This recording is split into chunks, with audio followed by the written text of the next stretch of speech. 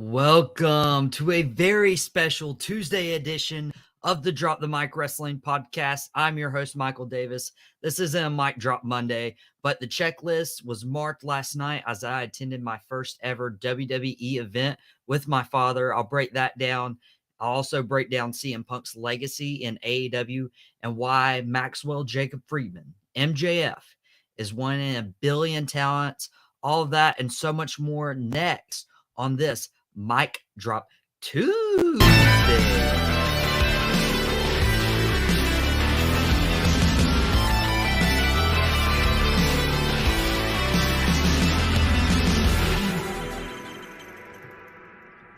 Welcome to this very special Tuesday edition of the Mic the Drop Wrestling Podcast.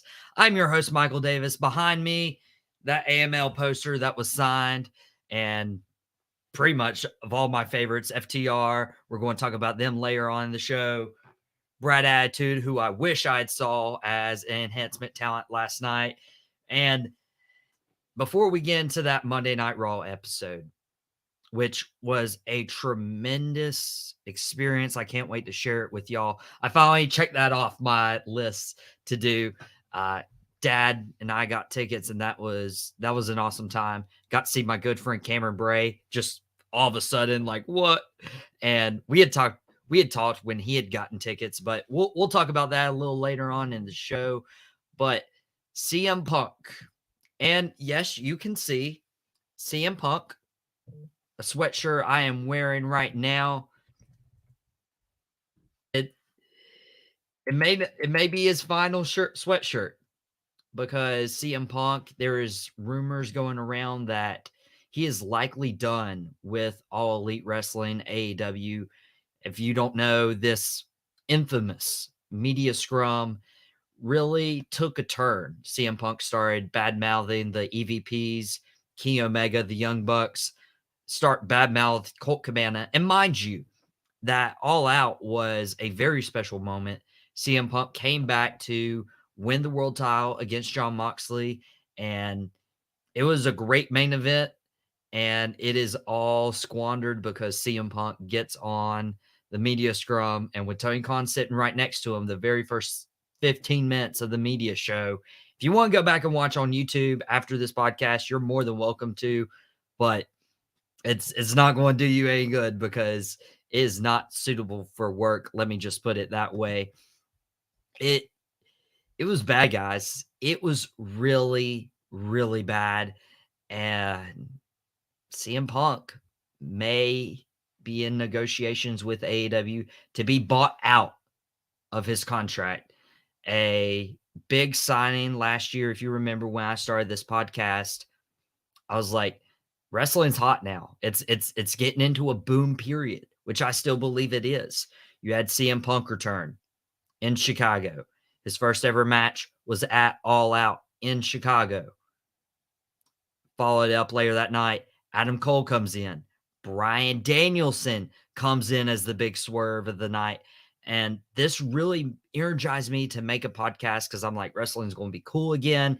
Little did I know that WWE was going to step up their game once Triple H took over as the chief content officer. Vince McMahon's no longer with WWE. And it was going crazy. Both companies were doing great. And then this was really supposed to be the summer of Punk, right? CM Punk wins the AEW World title at Double or Nothing, gets injured the 3 nights later, has to relinquish the title. Jon Moxley, interim champion. And we were robbed of a summer of Punk that we haven't gotten since 2011. And then CM Punk finally comes back, wins the world title. He's a 2-time AEW world champion. And it feels like the last year of CM Punk and AEW is on the right trajectory. And then this happens. There's also rumors that CM Punk tore his tricep or tore something in his shoulder. There's conflicting opinions, reports about that. And mind you, CM Punk has that Mia scrum and is now suspended along with Daniels, Michael Nakazawa, Young Bucks, Kenny Omega, Ace Steel. It was a report earlier this week that Ace Steel has been let go by AEW, by the company, which is fueling the CM Punk is getting bought out of his contract, which, mind you, CM Punk hadn't wrestled since 2014. So it was a good 7.5 years. So that had to be a good chunk of change to have CM Punk come back for your company. And now you may not have him. You may not have one of the big vocal pieces. CM Punk came out last year and said this could be the seismic shift that we saw with WCW, where Hogan, Nash, Savage, Hall all came together. And Punk was comparing him, Danielson, and Adam Cole to that group. And now he could be done in AEW. And if it is true, if this is the last we see in CM Punk, I'm still not completely convinced this is a work or a shoot. But I tell you, if we're going along the lines that CM Punk is completely officially done with AEW. His legacy in AEW, I believe he's put them on the map. And just a reminder that if you are joining us live on Facebook or YouTube, you can be a part of the show too. You can send in some comments, send in some questions, and talking about CM Punk, talking about Monday Night Raw a little later. You can have your question answered on the podcast, which is why we want to do these live videos a little bit more, have more interaction with you guys. It's going to be awesome. I so thankful for the support. But CM Punk's legacy in AEW is pretty brief. And he did a lot in his time at AEW, no matter how it's going to end, because I was there in Bojangles Coliseum for AEW's Fight for the Fallen in Charlotte, North Carolina, my one and only AEW event 3 years ago. No, last year. Oh my goodness. AEW's only been around 3 years. But last year went to that event and Darby Allin came on the screen, challenged whoever thought they would be best in the world to show up in Chicago at All Out. And there you had it. CM Punk was coming back. You can't do that tease without CM Punk returning, and sold out an arena based on a rumor, which is awesome. Like, that is pull, that is selling tickets. That's what the wrestling industry has been about for so long. And CM Punk just, went out, faced Darby Allin, and the entire year he faced younger guys. He did something that not to up to CM Punk, not a lot of older veteran stars do. And that's wrestle on a weekly basis against little to nobodies, right? Edge, I love Edge. He doesn't wrestle every week. Brock Lesnar's not wrestling every week. Goldberg's not wrestling every week.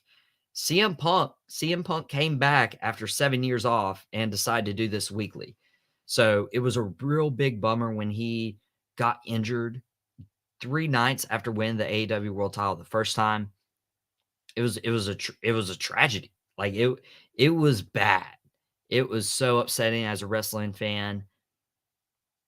And mind you, CM Punk and MJF gave us the best professional wrestling rivalry 20 years. Easy. Every promo they gave, which is no shock to either of these guys, was the best promo. Like, this feud went on 3, 4, 5 months, and you were hooked every time one of them had the microphone. They went back and forth. The build they had to their matches was one of a kind, okay? However, with all the good that CM Punk did, it's going to be overshadowed by he won the world title twice, he got injured twice. And it's going to be overshadowed by politics, backstage drama, where he had a lot of issues in WWE. And people were like, okay, this is Vince getting in his way. This is CM Punk not getting along with WWE management because WWE management doesn't value him. If there's one thing you can say, Tony Khan valued CM Punk very greatly. As soon as AEW started, Tony Khan worked its way up to attract CM Punk because he knew the fans were clamoring for CM Punk to come back. And when he finally did, Tony Khan's like, okay, I'll give this guy the keys. Not once, but twice. And unfortunately, if this media scrum is true and whatever, and this wasn't just a cover up for the injury that CM Punk had, it's his legacy in AEW is going to be it's going to be ruined because of all the drama. His legacy in WWE and all of wrestling is, you know, it's this, like, he gets upset, he causes drama, and he runs home. And that's very sad. That's very disappointing. I don't expect to see CM Punk in wrestling ever again. I don't. And it's a shame because he is a draw. The fans love him. Fans buy his merch, obviously. The fans buy his merch. But he's done. And where's CM Punk go from here? Absolutely nowhere. But where does AEW go from here? I feel like that's the better question to ask because AEW built their brand last year. Well, they built it at the beginning with Chris Jericho, Cody Rhodes, The Elite, Jon Moxley, and now you have Cody Rhodes gone to WWE. You're still riding the back of Jericho. You're still riding the back of Moxley. The Elite are suspended right now. I'm expecting them to come back. And then last year, you build it on the debuts of CM Punk, who is gone, Bryan Danielson, who's still there, still kicking people's heads in, and Adam Cole, who's currently out of action with a concussion, which is very unfortunate because he is one of the top wrestlers in the world. He was one of the biggest signings, one of the biggest free agents that you could have possibly grabbed. And you grabbed him and Danielson and CM Punk. And now that Triple H is in charge, he's under contract with AEW, with his girlfriend, with his buddies. The future looked really bright last year, and I still feel like it looks bright now. I do. I feel like you still have a deep roster. You still have a lot of talent, and you're hearing reports there are 3 leaders that have stepped up. Chris Jericho, I listened to his podcast, one of the best podcasts in the wrestling industry, only second to Drop the Mic Wrestling Podcast, which you can follow on our social media, on YouTube, on Spotify, on Facebook, on Instagram. This episode will be dropped on Spotify tomorrow, of course. And then, yeah, you can follow our social media. But if you're going to follow the second best wrestling podcast, in my opinion, in the industry, it's Talk is Jericho. And he has really stepped up into a leader role. And that's what he's embraced. He's even gotten promoted somewhat in creative, but he doesn't use it for his own personal gain. He uses it for the story. It's really fascinating what all he's done.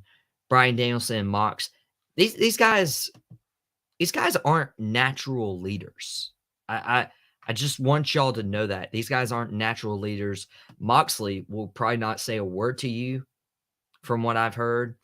I wish I was backstage, but Moxley probably won't say a word to you, but he canceled a 6-week vacation because CM Punk dropped the ball, and now he's 3-time AEW World Champion.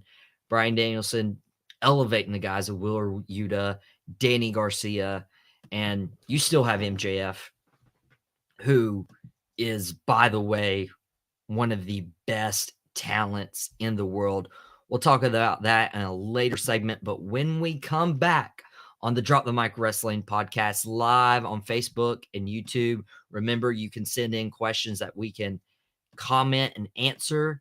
Your comment will actually show up on the stream, so that is a benefit to asking us questions. But when we come back, I'm going to share my first ever experience watching a WWE event live.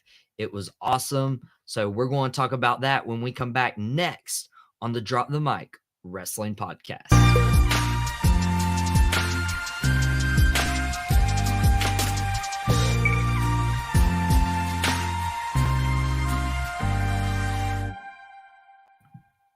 Welcome back to the Drop the Mic Wrestling Podcast. I'm your host, Michael Davis.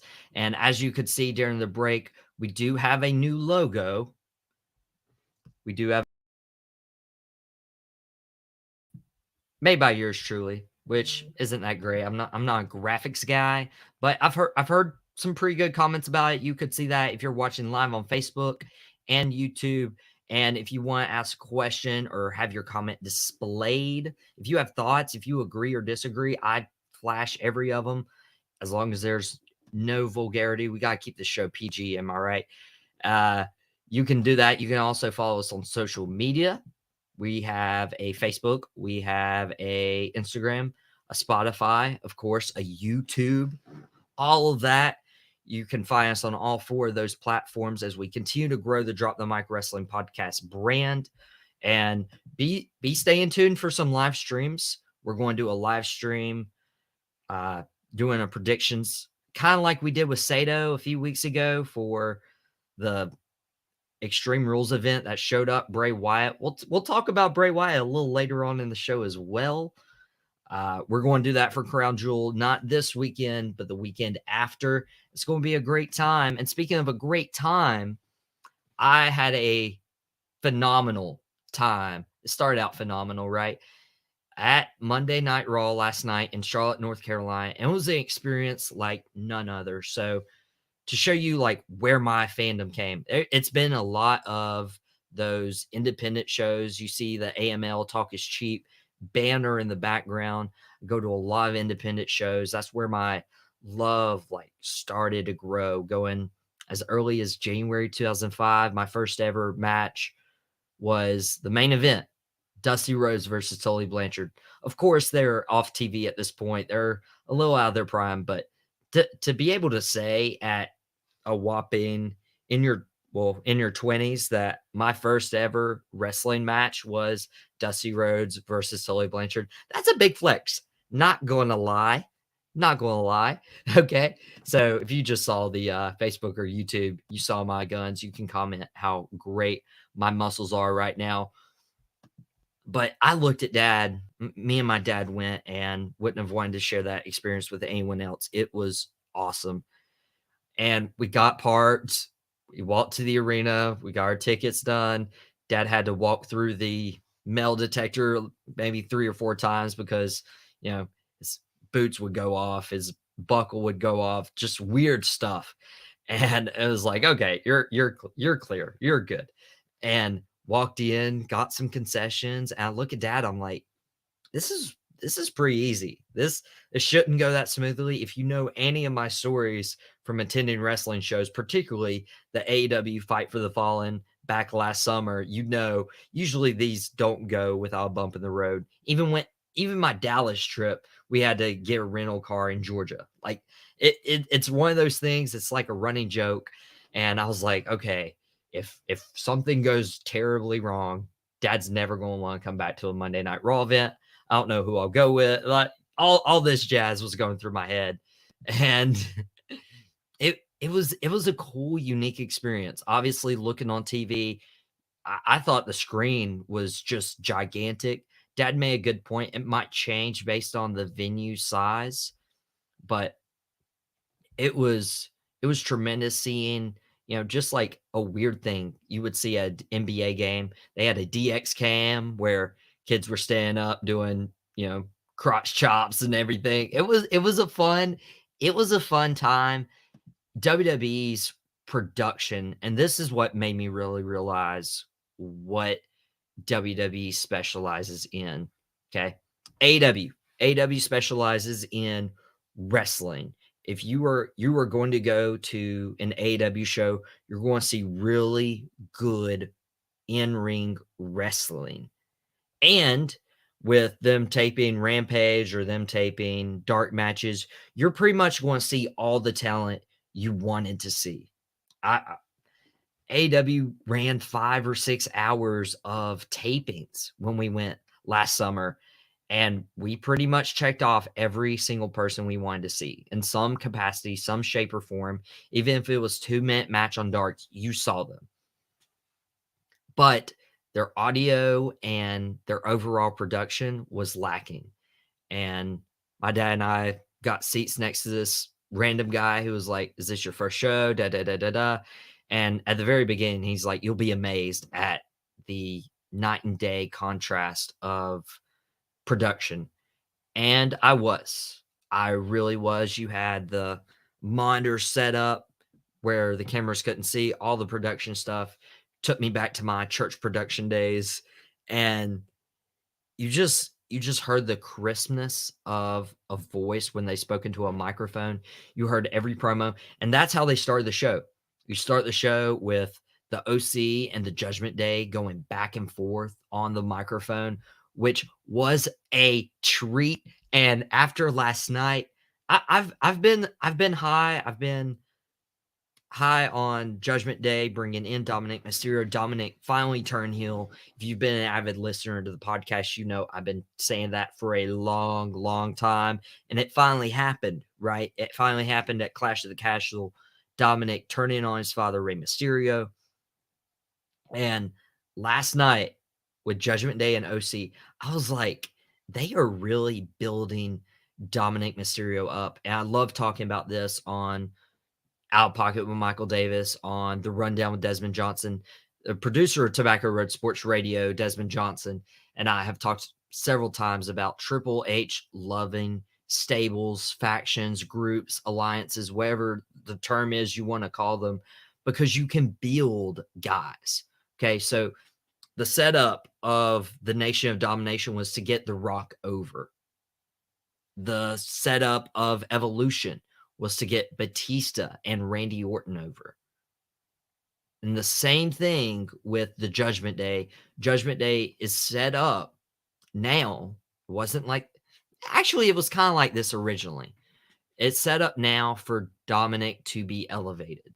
The original incarnation of Judgment Day was for Edge to be the established guy and to get Damian Priest and Rhea Ripley over. They sub in Finn Balor, out goes Edge. Balor's taken this role only because Damian Priest and Rhea Ripley have already begun to be elevated by Edge's presence. And then you bring in Dominic Mysterio, which with the fans in Triple H's era, everybody loves Finn Balor. Finn Balor's already over. You don't need to do anything with that. What you do need is to get Dominic Mysterio over, and for him to drop the Eddie Guerrero is his generation's Dominic Mysterio. It was a perfect line. It was really good. Kudos to Dominic Mysterio. And the entire time, like, Balor and Ripley and Priest all said to acknowledge Dominic Mysterio. You know where this is headed, right?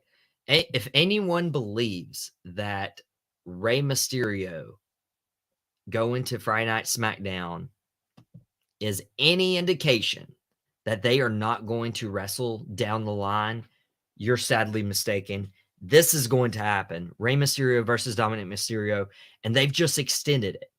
That's all they have done, which is an AEW ploy. AEW will run 6, 8, 12-month feuds. You know, looking back at the Pinnacle and the Inner Circle, Jericho and MJF, that ran a year. That storyline and that feud ran a year. Punk and MJF was really going to run a year if CM Punk doesn't do all his like backstage drama and everything. This has the potential to run a really long time.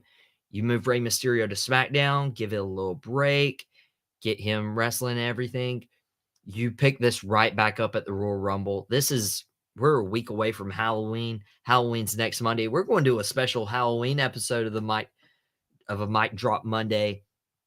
You bring Dominic Mysterio in the Royal Rumble a couple months. He eliminates his father. They start to feud, whatever. And then you have the big culmination, Rey Mysterio versus Dominic Mysterio at WrestleMania. potentially that may be the way that Rey Mysterio wants to go out. And this is very reminiscent of Undertaker versus Kane at WrestleMania 15. Undertaker said for the longest time, I will not fight my brother, and eventually had the big blow off match at WrestleMania 15. So, first 30 minutes of that show was tremendous.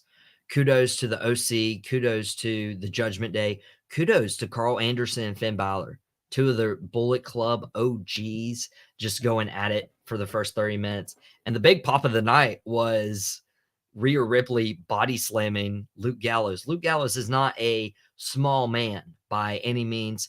Rhea Ripley kind of being built up as the new China in a way, which if WWE wanted to do it, they could build a Raw China with Rhea Ripley. They could build a SmackDown China with Raquel Rodriguez.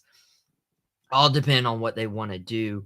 And I'm very interested to see the direction of Baron Corbin here in the next few weeks. One of the big moments for me last night on Monday Night Raw was to see JBL in person. I looked at my dad. I'm like, JBL did return last week. And these were like last minute tickets. This was, we bought them Monday afternoon, Monday early evening, and like, let's go. We can. Why not? And did not regret one. What a great time. We'll always remember that. And we'll always remember seeing JBL. JBL gets on the mic, talks trash about North Carolina. Thankfully, I'm not a Panthers fan, so I appreciate his trash talk about Baker Mayfield. 100%. Totally, completely agree. If you need heat anywhere, just go after their sports teams. Just like Elias did a few years with Kevin Owens, saying that that's the reason the NBA left Seattle and got booed through the entire commercial break. It's one of those moments, right? But if JBL stays around and they're committed to rebranding Baron Corbin, this could have legs, and this could get Baron Corbin's career back on track. And then one thing I saw last night was the main event was Bianca Belair versus Bayley. Not for the title. Bayley eventually wins thanks to interference by the returning Nikki Cross. Interested to see what Nikki Cross does in her new heel role. But with Bayley going over Bianca, is Bayley next in line for the title? Is Nikki Cross trying to get for the title? But I notice, whether it's on Raw or it's on SmackDown right now, there are no women's title matches in Saudi Arabia as of now. This is a Tuesday edition of the Drop the Mic Wrestling podcast, and to my knowledge, you could still pull it off. You could still get a women's title match at Crown Jewel. I don't think you can run back Rousey and Liv Morgan. I feel like you could, after this week, run back Bianca Belair and Bayley at Crown Jewel. But this is getting slim, Rhea Ripley's scheduled to appear as a manager for the Judgment Day. Karrion Kross is going to be escorted by Scarlett as of now at Crown Jewel for their steel cage match against Drew McIntyre.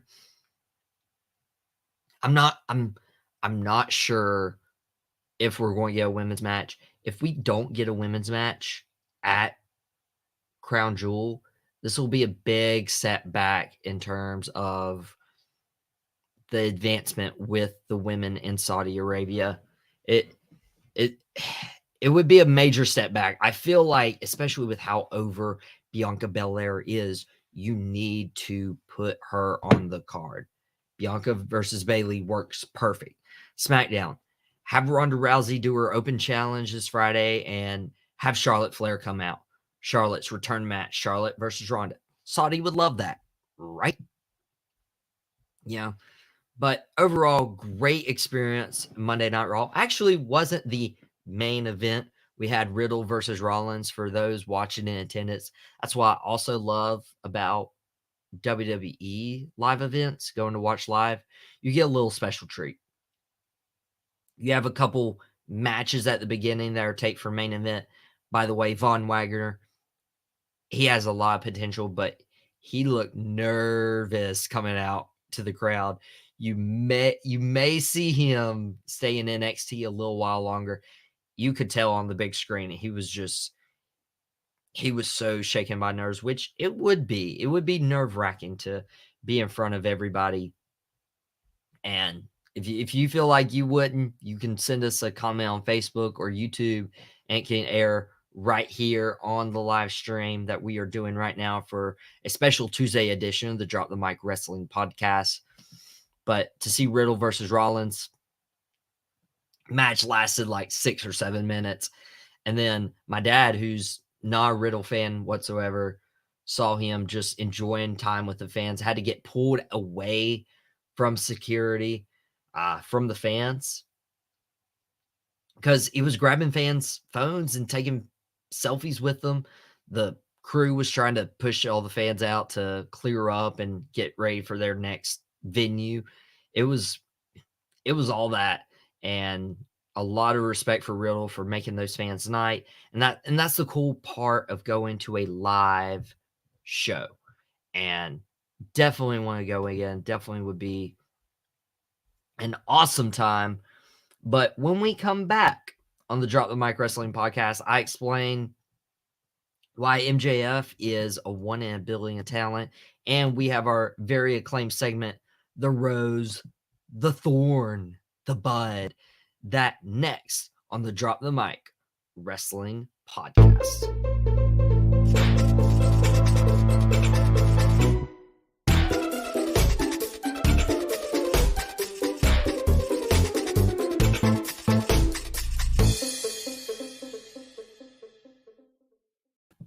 Welcome back to the Drop the Mic Wrestling Podcast. I'm your host, Michael Davis.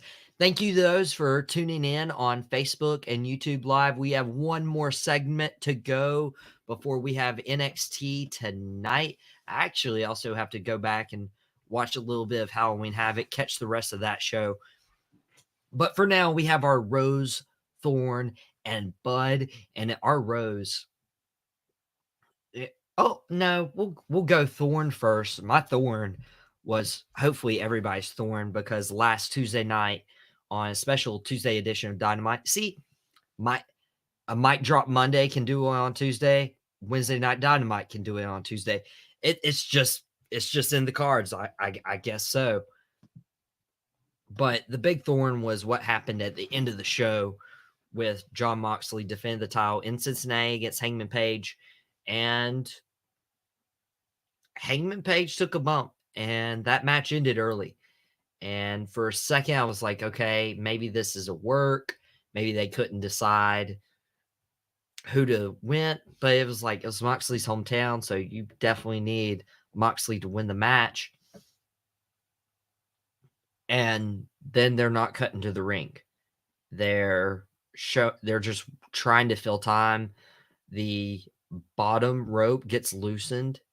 Medical personnel's out. There's a microphone, or there's a camera on Mox with a microphone. It's scary, right? And thankfully he's okay, but that was a scary moment. I just got done reading the chapter in JR's book, Inside the Black Hat, I believe. Under the Black Hat. My bad. The book is behind me. I know you can't see over my shoulder if you're watching live. But the book's back there. It's Under the Black Hat. And that was a scary moment. And it was probably one of the more scary, like, wrestling moments where I'm like, okay, is he okay? Because you didn't know what was happening if you were watching live. But my Rose also came from that special Tuesday edition of Dynamite, and it was MJF and William Regal's promo. That, if you have not heard that, you need to go back and watch it. And how many times have I said that with MJF over the last year? Just in the last year.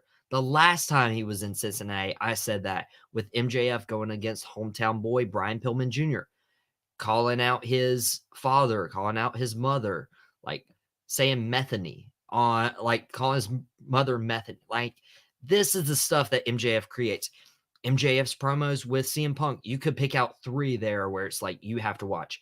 MJF's pipe bomb promo earlier this spring, leading into a summer of MJF completely disappearing. You had to go back and watch it. The same thing this past Tuesday night on a special edition of Dynamite. You just had to go back and watch it because MJF, the emotion. And I listened to the Busted Open radio show a few days ago, actually, and was talking about MJF's promo. It was like everybody can relate to having this chip on their shoulder, being told you're not good enough, being told you can't make it. Like, that's what happens, right? So with MJF tapping into this email that William Regal sent him at 19 years old, and it's been a chip on his shoulder for the last 7 years, and saying, like, everyone can relate to being at such a low point where you didn't feel like going on. And MJF did not mince words. I'm not going to repeat on the podcast, not going to repeat on the Facebook or YouTube live stream that we have going right now, but it was emotional, and it was really, really tough to hear. And meanwhile, William Regal's just smiling, and he's like, this is what I expected from you, and it took 7 years, and actually you've had it easy if you've been holding on to an email of all things for the last 7 years, because William Regal had a tough upbringing in the industry. William Regal had a very tough upbringing in the industry, and he's like, you're this upset over an email? Like, it was tough. And then it led right into, after Hangman's injury, MJF coming out saying that for the first time in his life, he's going to earn it, and confirms the main event for Full Gear that we all expected: Jon Moxley, MJF for the AEW World Title. Perfect stuff. And this has been a WWE, heavy podcast the last few weeks, but my bud is also AEW related. It's a stacked Dynamite this week. We are going to break down this card before we get off air. It is stacked, and mainly it's Jon Moxley defending the title against Penta that I'm really excited for. You know who's going to win? It's going to be Jon Moxley, but these two guys are violent. I hope they add a stipulation to where we get some blood, and it's a Jon Moxley title match. How can you not have blood, especially with Penta? Penta winning mask for mask at Triple Mania earlier this month. It's going to be a good match. You also have Swerve in Our Glory versus FTR to determine who challenges the Acclaim. Also a very obvious winner. FTR is not losing. We're not getting Swerve in Our Glory versus the Acclaimed again. FTR, as you can see, past my shoulder right here, AML Talk is Cheap, got to meet them for a second time. Also met them at WrestleCade the year before. You know they're not losing. They have the IWGP Heavyweight Tag Titles. They have the ROH Tag Titles. They have the AAA Tag Titles. And their quest is the AEW World Tag Team Titles, which are held by the Acclaim. We'll get FTR. We'll get the Acclaim. We'll get them in a tag match. Hopefully, we get it at the pay-per-view at Full Gear. That's got to be the move, right? FTR needs to collect these title belts. And that's not the only tag match they got. They got Claudio Castagnoli and Wheeler Yuta versus Chris Jericho and Danny Garcia. Danny Garcia, ever since he turned his back on Bryan Danielson, the Blackpool Combat Club, it's been good. Yuta and Garcia have a rivalry that has just been extended much past its time, but it's still entertaining because of Danny Garcia's kind of swerve and turning back and forth. And then Bryan Danielson of the Blackpool Combat Club has Sammy Guevara of the Jericho Appreciation Society. That's going to be a good match. Like, you have 4 matches for 2 weeks in a row. this has happened 2 weeks in a row. You have 4 matches on Dynamite that could main event any show they wanted to. Could main event a pay-per-view if they chose. Like that is how good these matches are. And you could tell me none of those matches are happening. And this one thing, MJF speaks. MJF is scheduled to appear and speak after last week's promo. You could tell me that alone, and I would tune in. And, SmackDown has equally been as good. Rampage, not so much. So if you want your wrestling this week, you want to watch Wednesday's Dynamite, and you want to watch Friday SmackDown, and Rousey's Open Challenge, mentioned earlier, who I think should accept. But really, it should be Ronda Rousey versus Charlotte Flair at Crown Jewel. I feel like that's the easy way to go about it, is Ronda Rousey versus Charlotte Flair. Give Saudi that match, right? And it would be a step in the right direction for the women. They need something for the Raw division with Bianca Belair, maybe right back with Bayley, maybe involve Nikki Cross in some way. But I feel like those are the only two. And you only have, one Raw and 2 SmackDowns to figure that out before you have Crown Jewel a week from this Saturday. And again, we'll be doing a live YouTube video, not for the podcast. It won't be on Spotify. We'll do a live video kind of predicting everything. We had Sato on last time. Who knows who might pop up this time? And we don't know who's going to pop up teaming with Hit Row this Friday night versus Legado del Fantasma. I don't think it's Swerve, because Swerve's contracted with AEW, obviously. That can be thrown out the window. They won't allow Billy Gunn to appear on Monday Night Raw for the DX 25th anniversary. They're not going to allow Swerve to come on Monday Night Raw. That's not getting worked out. I'm starting to think Carmelo Hayes. I feel like Carmelo Hayes losing the North American title, failing to regain it in the ladder match at Halloween Havoc last weekend. I feel like he's done all he can do. He could challenge for the NXT title. I feel like it's his time to join SmackDown, or you could have a completely, Swerve. Had R-Truth this past Monday on Raw. You could have JTG. If JTG is willing to come and join Hit Row, at least for a night against Legado, have him take the pin. You keep Legado looking strong. You have Legado and Hit Row continuing. And we'll have Roman Reigns on SmackDown, obviously. We'll also have Bray Wyatt, hopefully. And one of the cool things was Triple H explaining the debut of Bray Wyatt and everything that led up to it. Said they wanted to lead people down a literal proverbial rabbit hole. That's what they wanted to do.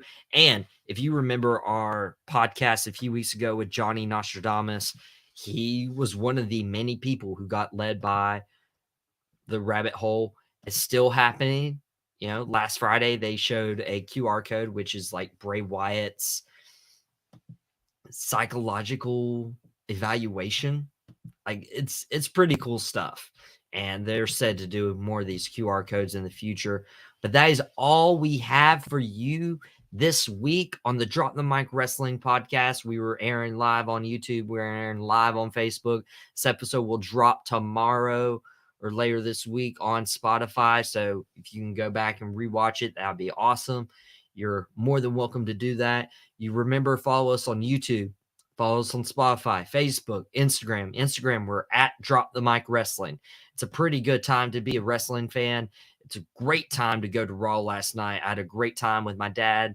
Thank you so much for making that happen. And until then, this has been a special edition of a Mic Drop Tuesday. And we'll be back next week for a very Hallowicked edition of a Mic Drop Monday. Everyone, enjoy your wrestling.